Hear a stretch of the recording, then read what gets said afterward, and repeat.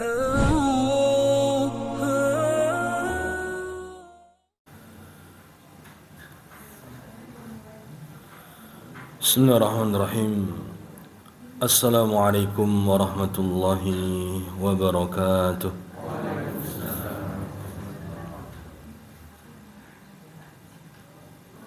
Alhamdulillah alladzi ja'ala al-islam tariqan sawiyya wa wa'ada lil mutamassikina bihi wa yanhauna al-fasada makanan 'aliyya wa asyhadu an la ilaha illallah wahdahu la syarika lah syahadata man huwa khairum maqaman wa ahsanu nadiyya wa asyhadu anna muhammadan abduhu wa rasuluhul muttasifu bimakarimil akhlaqi kibaran wa sabiyya. Allahumma fasalli wa sallim wa zid wa an'im ala sayyidina wa habibina wa maulana Muhammadin kana sadiqal wa'di wa kana rasulan nabiyya wa ala alihi wa ashabihi alladhina yuhsinuna islamahum wa lam yaf'alu syai'an fariya. Amma ba'd. Subhanaka la ilma lana illa ma 'allamtana innaka antal alimul hakim. Allahumma 'allimna ma yanfa'una wanfa'na bima 'allamtana wa zidna ilma. Allahumma inna nas'aluka ilman nafi'an wa rizqan tayyiban wa amalan mutaqabbalan. Hadirin jamaah salat subuh yang kami muliakan dan kami hormati, akramani wa akramakumullah. Pagi hari ini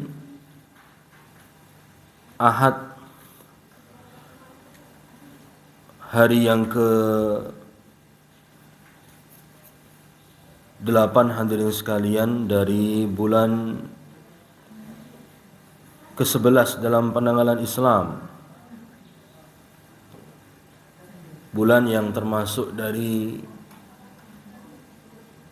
bulan haram,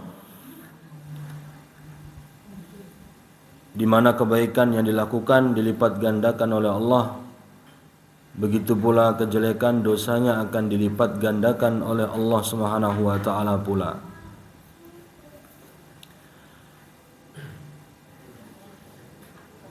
Bulan yang termasuk dari Ashhurum Ma'lumat,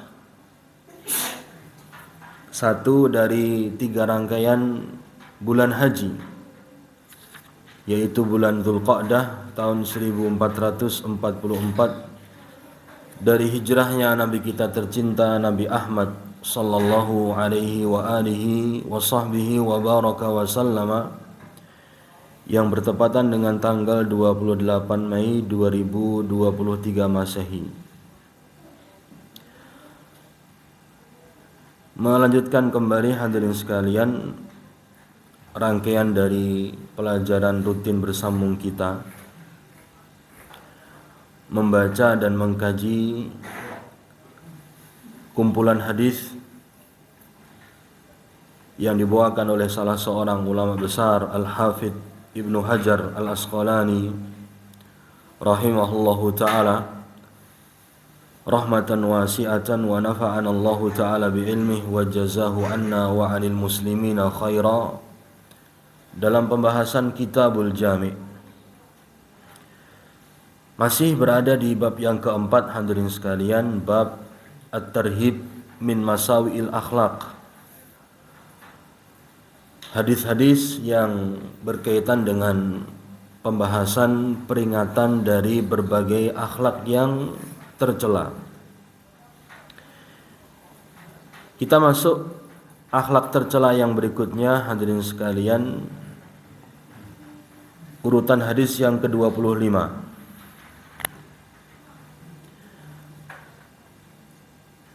Berkata Al-Hafidh Ibnu Hajar Al-Asqalani rahimahullah, wa an Hudzaifah radhiyallahu ta'ala anhu annahu qala,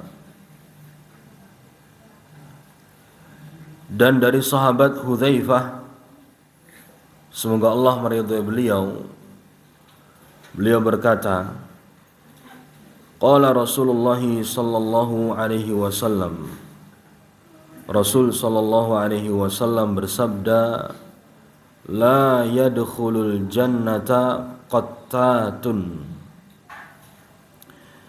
tidak akan masuk surga qattat, orang yang suka mengadu domba. Hadis ini diriwayatkan oleh Imam Al-Bukhari dan Muslim, muttafaqun alaih.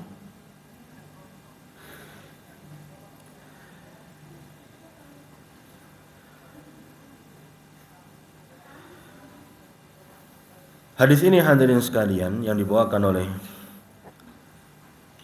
Al-Hafidh Ibn Hajar dalam riwayat Muslim rahimahullah, ada beberapa keterangan yang lebih lengkap. Disebutkan hadirin sekalian dari kronologi disampaikannya hadis ini oleh sahabat Hudzaifah adalah keterangan dari seseorang yang bernama Hammam ibnul Harith. Hammam ibn al-Harith bercerita hadirin sekalian, kana rajulun yanqulul haditha ila al-amir. Dahulu ada seorang laki-laki yang menyampaikan berita kepada seorang gubernur. Fakunna julusan fil masjid. Saat itu kami sedang duduk di dalam masjid. Faqala al-qaum hadza mimman yanqulul haditsa ilal amir. Lalu orang-orang di saat itu hadirin sekalian mengatakan, membicarakan tentang orang yang datang tadi, yang menyampaikan berita kepada gubernur. Ya, mereka karena sudah tahu nih bagaimana track record atau sepak terjang orang ini. Ya, mereka kemudian mengatakan orang ini biasa kami lihat sering sekali menyampaikan berita-berita kepada gubernur. Ya. Faja'a hatta jalasa ilaina. Ya, lalu orang ini datang mendekati Hammam ibnul Harith dan yang lainnya hadirin sekalian saat itu. Maka kemudian sahabat Hudzaifah menyampaikan hadis ini. Hudzaifah ibnul Yaman yang berada saat itu juga yang menyampaikan, aku pernah mendengar Rasul menyampaikan petuahnya, la yadkhulul jannata qattatun, tidak akan masuk surga orang yang senang mengadu domba. Seolah-olah sahabat Hudzaifah ibnul Yaman ketika itu yang menasihati lelaki tadi, Pak. Yang sering melapor kepada gubernur, membawa berita-berita terupdate.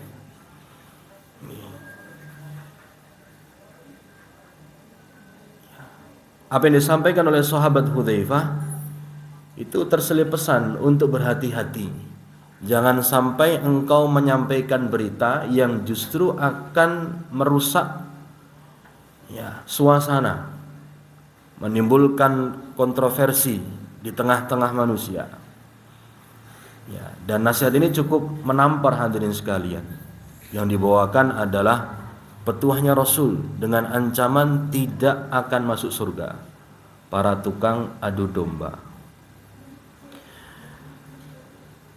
Pembahasan utama dari hadis ini hadirin sekalian tentang sebuah akhlak yang tercela dalam Islam,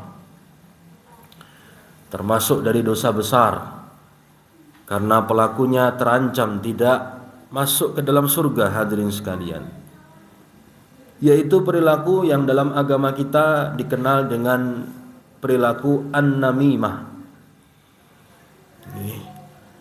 Mengadu domba hadirin sekalian.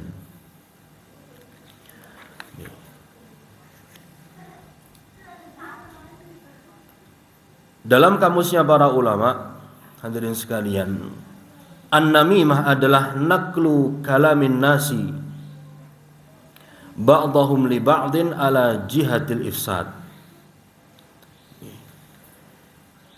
Namimah atau adu domba hadirin sekalian adalah menukilkan berita dari sebagian orang lalu disampaikan kepada sebagian yang lainnya dengan tujuan untuk melakukan pengerusakan. Menyampaikan berita dari satu orang ke orang lainnya dengan tujuan untuk menimbulkan prahara. Inilah makna an-namimah yang dijelaskan oleh para ulama rahimahumullahu ta'ala. Persis kalau kita kaitkan dengan kronologi hadis tadi hadirin sekalian, perilaku dari orang yang suka melapor kepada gubernur. Dia menyampaikan berita-berita dan itu sudah merupakan menjadi kebiasaannya.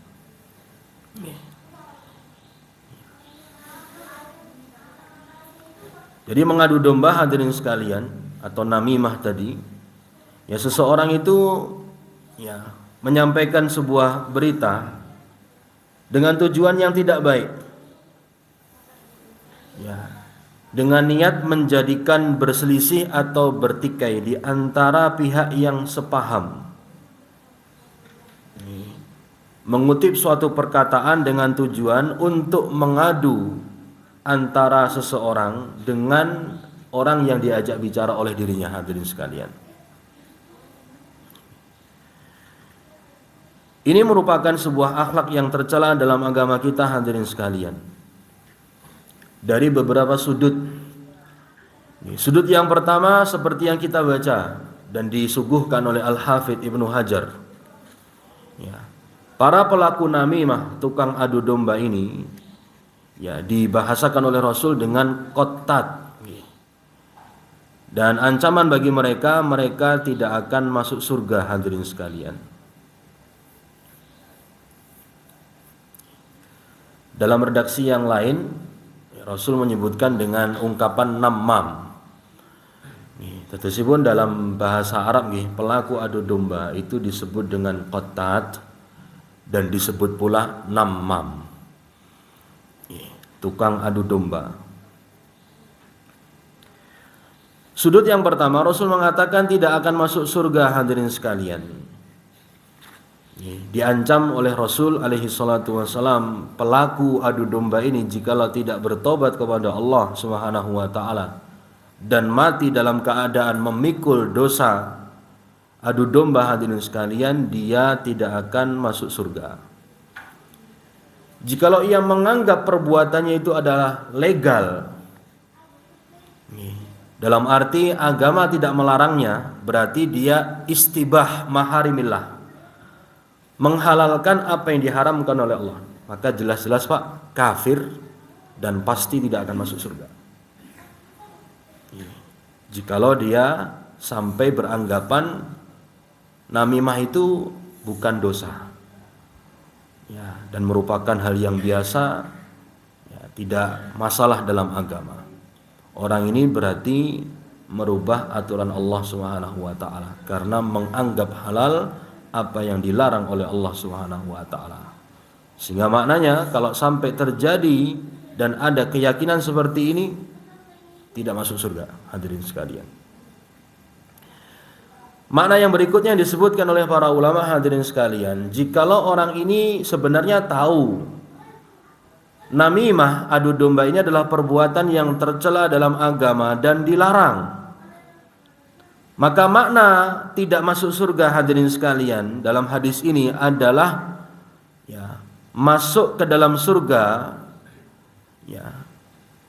alladzi lam yusbaq bi'adzab, masuk ke dalam surga tanpa diazab terlebih dahulu. Artinya orang ini tetap akan masuk surga hadirin sekalian, tetapi dia tidak masuk surga bersama kloter pertama dari hamba-hamba Allah Subhanahu wa taala yang Allah muliakan dengan dimasukkan ke dalam surga. Ya. Jadi makna tidak masuk surga, dia tidak akan bersama orang-orang yang mula-mula masuk ke dalam surganya Allah Subhanahu wa taala. Berarti hadirin sekalian, orang ini harus diadab dan dihukum oleh Allah Subhanahu wa taala terlebih dahulu sebagai balasan yang setimpal dari dosa dia melakukan perbuatan an-namimah. Makna ini yang dijelaskan oleh para ulama jazahumullahu khaira. Inilah yang seharusnya kita gunakan ketika kita menemukan hadis yang redaksinya demikian, tidak akan masuk surga demikian-demikian, tidak akan masuk surga demikian dan demikian. Artinya hadirin sekalian, dia tidak akan masuk surga bersama orang-orang yang pertama masuk ke dalam surga. Jadi pelakunya terhalangi karena dosa yang dilakukan. Dengan demikian, jangan kemudian ada di antara kita yang memahami redaksi hadis yang seperti ini termasuk dalam pembahasan namimah. Pelaku namimah niku kafir, Pak. Ia akan naik kasta menjadi kafir ketika dia menghalalkan perbuatan namimahnya. Tetapi jikalau di hati kecilnya dia masih meyakini dan menyadari namimah itu adalah dosa dan tercela di sisi Allah Subhanahu wa taala, berarti dia tidak kafir, Pak. Dia masih saudara kita yang beriman, tetapi kondisi imannya sedang drop. Ini sedang kritis. Ada yang bermasalah, ada yang error dalam imannya kepada Allah Subhanahu wa taala. Ini sudut yang pertama hadirin sekalian. Sudut yang kedua, bagaimana namimah ini berbahaya hadirin sekalian. Ya, bagi kita hamba Allah Subhanahu wa taala jikalau kita mengabaikannya. Orang yang senang mengadu domba datang kepada suatu golongan dengan membawa sebuah berita, kemudian datang ke golongan yang lain dengan membawa berita yang lain untuk memprovokasi antara keduanya. Ini adalah perilaku orang yang paling buruk, paling jelek di sisi Allah Subhanahu wa taala. Dalam riwayat Rasul alaihi salatu wasallam bersabda, "Inna syarran nasi indallahi ta'ala dzul wajhain." Sesungguhnya manusia yang paling buruk di sisi Allah Subhanahu wa taala adalah orang yang punya dua muka, Pak. Dzul wajhain. Ada dua muka. Ya'ti haula'i biwajhin wa haula'i biwajhin. Perilaku orang ini jikalau dia mendatangi suatu kaum, dia datang dengan muka tertentu. Tetapi jikalau dia mendatangi kaum yang lain, dia akan membawa muka yang lain.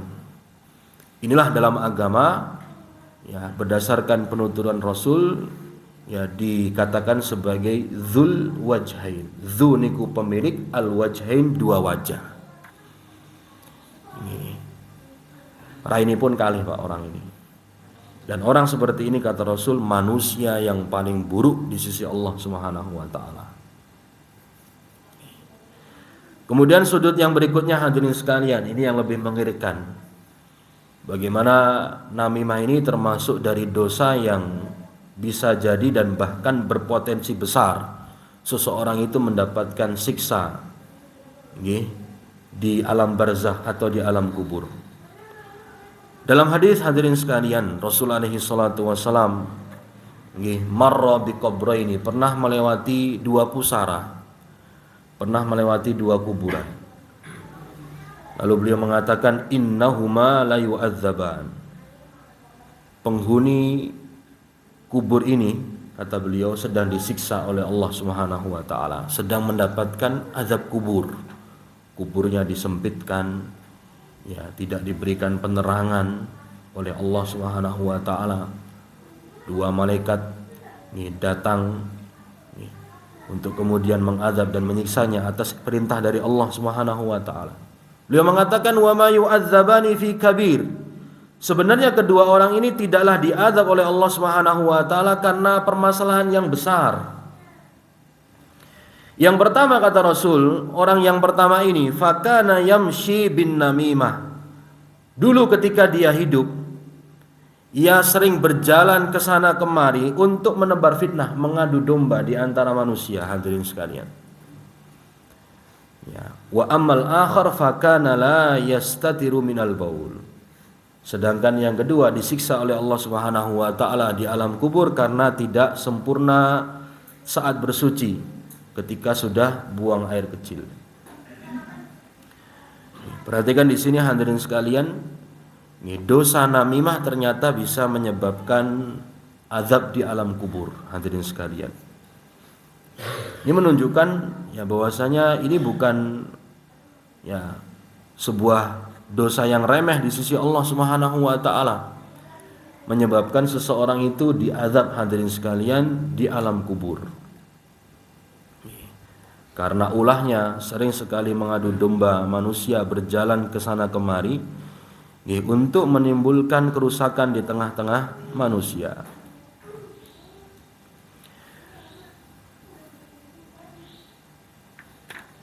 Dari tiga sudut tadi hadirin sekalian, cukup bagi kita untuk memahami bahwasanya perilaku namimah adu domba ini adalah perilaku yang sangat buruk dalam agama kita, menyebabkan pelakunya tidak akan masuk surga bersama rombongan yang mula-mula masuk ke dalamnya. Kemudian dikatakan sebagai manusia yang paling buruk di sisi Allah Subhanahu wa taala. Kemudian yang ketiga, menjadi penyebab seseorang itu mendapatkan azab ya di alam kubur atau di alam barzakh. Ya, di samping itu hadirin sekalian, jikalau kita tarik lebih jauh, ternyata dosa namimah ini ada mata rantai, Pak. Ada silsilah riwayatnya hingga sampai kepada makhluk Allah Subhanahu wa taala yang pertama kali durhaka kepadanya, yaitu iblis.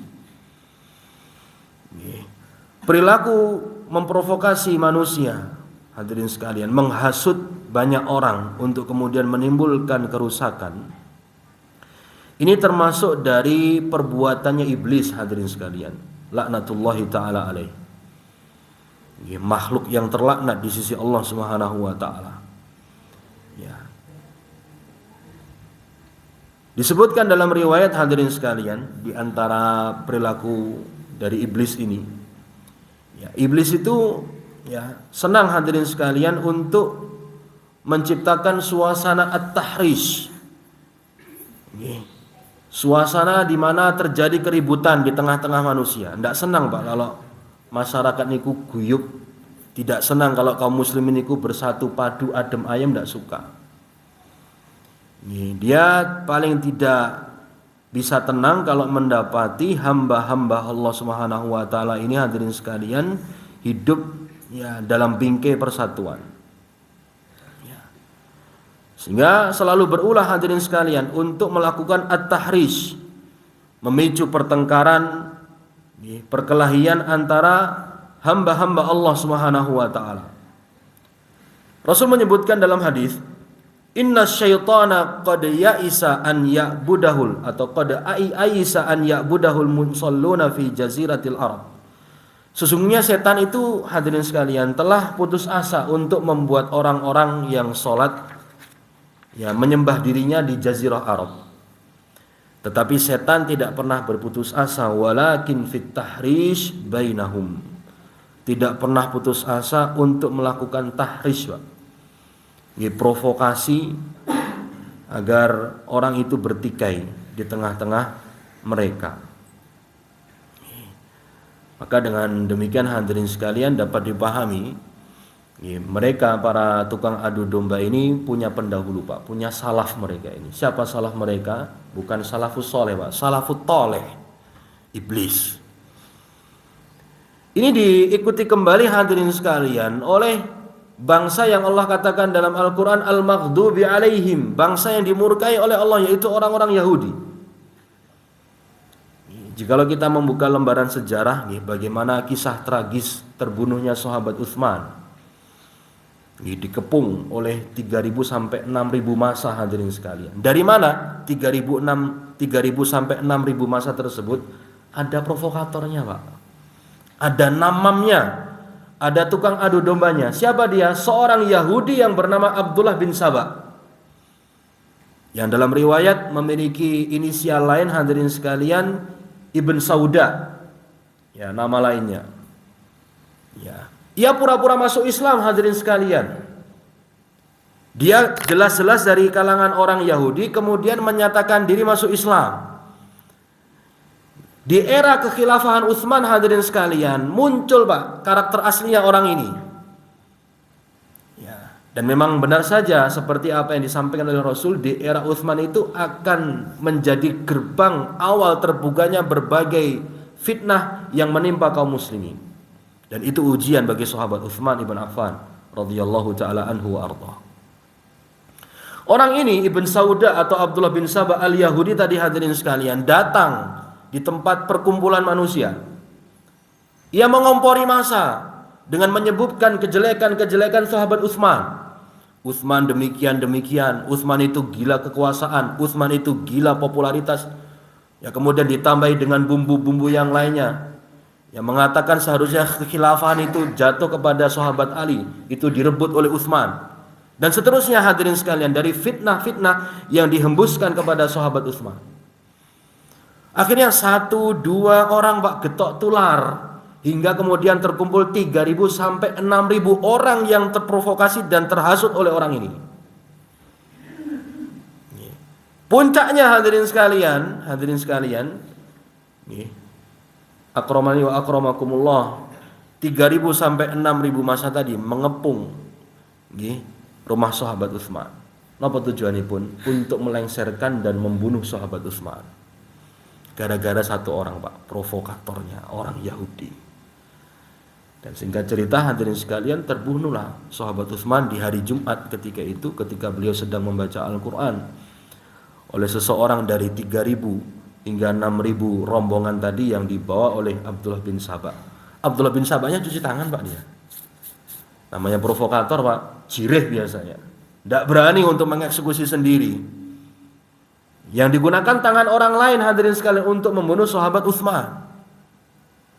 Akhirnya terbunuhlah, mata syahidan. Ya, mati syahidlah sahabat Utsman karena dibunuh dengan pedang hadirin sekalian. Padahal usianya sudah sepuh, Pak, ketika itu. 80 tahun sekian umurnya. Radhiyallahu taala anhu wa ardhah. Niki, Pak, jejak rekam orang-orang Yahudi. Cara yang mereka gunakan licik hadirin sekalian, mengadu domba, Pak, menghasut. Ya, sehingga kalau hari ini hadirin sekalian kita menemukan pola-pola seperti ini, politik adu domba, baik berkaitan dengan isu agama, dan isu-isu yang lainnya hadirin sekalian, jenengan ampun kaget, Pak. Memang ini sudah menjadi lagu lawas, nyanyian lamanya iblis dan orang-orang Yahudi. Dan yang dimanfaatkan siapa hadirin sekalian? Kita umat Islam. Sehingga jangan sampai kemudian kita terbawa arus hadirin sekalian dan termakan oleh provokasi. Caranya bagaimana? Memahami hadirin sekalian, bagaimana lisan kita itu akan dimintai pertanggungjawaban oleh Allah Subhanahu wa taala jikalau kita ikut meramaikan keributan dan perkelahian yang terjadi. Lebih baik hadirin sekalian jikalau kita tidak mengerti, tidak usah ikut-ikutan. Karena dikatakan hadirin sekalian, di antara kaidah yang disebutkan oleh para ulama, ya, dalam menghadapi fitnah, ya, yang tidak tahu, Pak, itu lebih baik daripada yang tahu. Tersebut tidak usah kepo-kepo. Jane sing lagi rame apa iki? Nah, nanti jenengan akan terbawa oleh suasana hadirin sekalian. Lebih baik kita fokus untuk beribadah kepada Allah Subhanahu wa taala. Sibukkan diri kita dengan istri dan anak-anak kita. Karena misi utama kita bukan untuk menjadi peramai keributan yang terjadi. Kalau kita tidak bisa berkontribusi dan mengambil peran untuk mendamaikan yang terjadi hadirin sekalian dari keributan dan perkelahian, lebih baik kita duduk manis, Pak. Mundur saja. Tidak usah ikut-ikutan. Kalau ternyata kita bisa tampil hadirin sekalian dengan kapasitas keilmuan agama yang Allah titipkan kepada kita semua, Kita dikatakan sebagai orang yang dituakan, monggo Pak, untuk kita ikut menengahi, dan itu merupakan amalan yang luar biasa di sisi Allah. Al-islah bainan nas, Pak, mendamaikan di tengah-tengah manusia. Dan memang perlu ada orang yang kemudian mencerahkan suasana, Pak, mencairkan keributan yang terjadi. Di saat di sana ada provokator, harus ada tampil orang yang kemudian meredam ya provokasi yang terjadi. Tetapi risikonya besar, hadirin sekalian. Risikonya besar, yang namanya politik adu domba, politik pecah belah di tengah-tengah manusia ini termasuk tantangan terbesar yang harus dihadapi oleh orang yang ingin menghadapinya. Ya. Ini hadirin sekalian, beberapa sudut berkaitan dengan masalah namimah, dosa besar. Sehingga waspadalah hadirin sekalian terhadap diri kita masing-masing. Jangan sampai kemudian kita ikut-ikutan memanaskan suasana karena kejahilan, kebodohan kita, kemudian kita ikut larut dengan keributan yang terjadi, dengan mengingat kembali sudut-sudut yang telah kita pelajari bersama tadi. Ancamannya tidak akan masuk surga, kemudian menjadi manusia yang paling buruk di sisi Allah Subhanahu wa taala, dzul wajhain. Kemudian nanti di alam kubur akan disegerakan oleh Allah Subhanahu wa taala azab kuburnya. Baik, kesimpulan sekaligus pelajaran dari hadis yang kita pelajari bersama pada pagi hari ini, hadirin sekalian, yang pertama, anna hadhihi syari'ata mabniyatun ala kulli ma yakunu fihi ta'alufu bainal muslimin. Syariat agama kita ini, syariat Islam, adalah syariat yang dibangun di atas asas untuk menyatukan hati-hati pemeluknya, kaum muslimin. Ini dapat kita pahami, hadirin sekalian, bagaimana Rasul yang menanamkan tentang pondasi itu. Segala sesuatu yang akan menimbulkan kerusakan, perkelahian, percekcokan, perselisihan, bahkan pertumpahan darah di antara kaum muslimin, itu dilarang dalam agama kita. Ya, termasuk ya adu domba yang merupakan kejahatan lisan, hadirin sekalian. Sehingga dari sini seharusnya kita sebagai seorang yang menghormati syariat Islam dan memiliki cita-cita untuk kemudian menjadikan umat Islam itu adalah umat yang bahagia dengan syariatnya, dianugerahi oleh Allah Subhanahu wa taala baldatun thayyibatun wa rabbun ghafur, negeri Islam, negeri yang cinta kepada Allah, negeri yang cinta kepada Rasulullah, negeri yang cinta kepada agamanya, hadirin sekalian, ikut berkontribusi. Ya, bagaimana agar umat Islam ini bersatu. Jangan kemudian kita ikut andil menambah perpecahan yang terjadi, hadirin sekalian. Kita urai Pak, dan kita kurangi angka-angka perselisihan yang terjadi di tengah-tengah kita. Kalau kita bisa mengalah, hadirin sekalian, meskipun kita yang rugi, ngalah saja demi kepentingan dan keutuhan umat Islam. Jangan kemudian kita ngotot, hadirin sekalian, adu otot, adu kekuatan. Nggak ingat kalau sebenarnya kita ini pas seduluran, kita ini bersaudara. Allah ingatkan kita semua tentang sejarah, hadirin sekalian, bagaimana dulu Islam itu lahir dari dua kelompok, hadirin sekalian, yang saling bertikai berperang hingga ratusan tahun lamanya. Salah satu dari loyalis setia Rasul alaihi salatu wasallam dari kalangan para sahabat, ada golongan yang kita kenal dengan golongan Al-Ansar. Bukan gerakan pemuda Ansor, Pak. Al-Ansar nih. Kawan atau bestinya Al-Muhajirin. Teman akrab, teman setia, teman dekatnya golongan Al-Muhajirin, hadirin sekalian. Mereka ini ternyata dulunya, hadirin sekalian, adalah dua suku yang saling bertikai, Pak. Kerjaannya perang, Pak, sampai ratusan tahun lamanya. Meskipun Al-Ansar itu penggabungan dari suku Al-Aus dengan suku Al-Khazraj. Disatukan oleh Rasul alaihi salatu wasallam dengan apa, Pak? Dengan Islam. Berarti Islam itu menyatukan. Nah, seharusnya kita yang belajar Islam, rajin mengaji ke sana kemari, telaten tolabul ilmi, derek pengawasan di tempat ini, di tempat itu, seharusnya tumbuh dalam diri kita itu bagaimana kita ikut andil menyatukan barisan kaum muslimin. Bukan kemudian merasa kita gagah, harus kita kuasai. Ya. merasa dirinya hadirin sekalian nyuwun ngapunten nggih paring ahli sunnah. Wah kalau bukan kami yang menghandle, wah tidak akan ada sunnah di tempat ini. Islam dan sunnah itu yang punya bukan panjenengan, Allah Subhanahu wa taala yang punya. Tanpa panjenengan pun Allah Subhanahu wa taala jikalau ingin menghadirkan Islam dan sunnah di suatu wilayah, Allah akan pilih orangnya. Dan perlu kita ingat, tiap orang itu ada masanya dan tiap masa ada namanya orangnya. Jadi jangan sok merasa berjasa terhadap Islam hadirin sekalian. Justru kita ini yang fakir terhadap Islam. Maka jangan sampai kita ini hadirin sekalian punya pola pikir yang seperti ini, merasa dan merasa. Wong semuanya itu sebenarnya sedulur, Pak, saudara. Hanya saja mungkin ada yang salah dengan saudara kita, maka kita restorasi, kita kembalikan, Pak. Tunjukkan, niki loh Mas, yang seharusnya jenengan benahi. Ada pokok-pokok dalam agama ini yang sekiranya perlu kita pelajari bareng. Ayo kita belajar bareng lagi. Ini kan upaya untuk menyatukan. Itulah yang dilakukan oleh Rasul alaihi salatu wassalam hadirin sekalian dengan Islam. Islam itu menyatukan. Perang ratusan tahun hadirin sekalian disatukan dengan Islam. Allah Subhanahu wa taala mengisahkan dalam Al-Qur'an dan mengingatkan kita semua tentang kisah persatuan tadi antara kelompok Al-Aus dengan kelompok Al-Khazraj dalam ayat Ali Imran hadirin sekalian di ayat 103 ketika Allah memerintahkan kita untuk iktisam bihablillah wa'tasimu bihablillahi jami'an wala tafarraqu, berpegang teguhlah kalian dengan tali Allah yaitu Al-Qur'an dan Islam dan janganlah kalian berpecah belah. Allah kemudian sampaikan kepada kita semua yang membaca ayat tadi, wadhkuru nikmatallahi alaikum, ingatlah karunia nikmat dari Allah Subhanahu wa taala kepada kalian, idz kuntum a'daan, ketika dahulu kalian saling bermusuhan, Al-Aus wal Khazraj. Fa'allafa baina qulubikum, lalu Allah Subhanahu wa taala satukan hati-hati kalian, jadikan yang dahulunya bermusuhan saling bersaudara, Pak.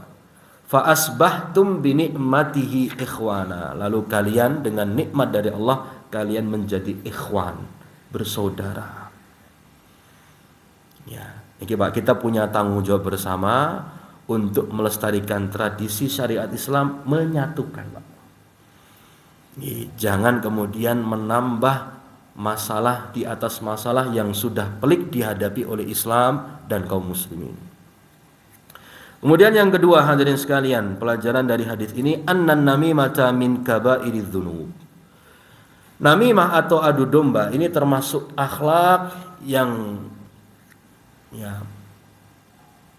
menjadi bagian dari kategori dosa-dosa besar. Kenapa dikatakan dosa besar hadirin sekalian? Karena dosa ini diiringi dengan ancaman yang sorohah, yang jelas lagi lugas dari Rasul alaihi salatu wasallam, tidak akan masuk surga. Sehingga bagi para pelaku namimah, orang yang sering membuat keributan di tengah-tengah manusia, menyampaikan berita dari satu orang ke orang lainnya dengan tujuan untuk menimbulkan perkelahian di antara mereka, kalau ingin betul-betul taubat kepada Allah Subhanahu wa taala, dia harus benar-benar taubat dengan taubatan nasuha. Jujur dalam taubatnya kepada Allah Subhanahu wa taala dan berusaha untuk memperbaiki apa yang sudah dia rusak. Karena yang luar biasanya hadirin sekalian, yang namanya namimah ini, Pak, lebih dahsyat daripada sihir. Sihir niku perlu waktu beberapa hari bahkan beberapa bulan, Pak, untuk menjadi sihir yang mujarab. Sedangkan omongan yang berupa adu domba ini dalam waktu sekejap itu bisa merubah suasana hadirin sekalian, yang tadinya adem ayem jadi hawa, Pak, karena omongan hadirin sekalian. Sehingga karena ini dosanya begitu luar biasa, maka wajar saja kalau ingin betul-betul bertobat kepada Allah harus betul-betul diperbaiki. Kemudian yang ketiga hadirin sekalian, dari hadis ini kita belajar bagaimana perhatian dan kasih sayang Rasul alaihi salatu wasallam kepada kaum muslimin. Dengan beliau menyampaikan kepada kita hal-hal yang akan merusak persatuan di antara mereka. Sayangnya hadirin sekalian, kita sering mendengar bahkan mengkaji bersama tentang petunjuk-petunjuk dari Rasul alaihi salatu wasallam. Hanya saja yang kurang dari kita Pak pengamalannya. Yang kurang dari kita itu bagaimana kita disiplin dan tekun dalam beramal, mengamalkan petunjuk dari Rasul alaihi salatu wasallam.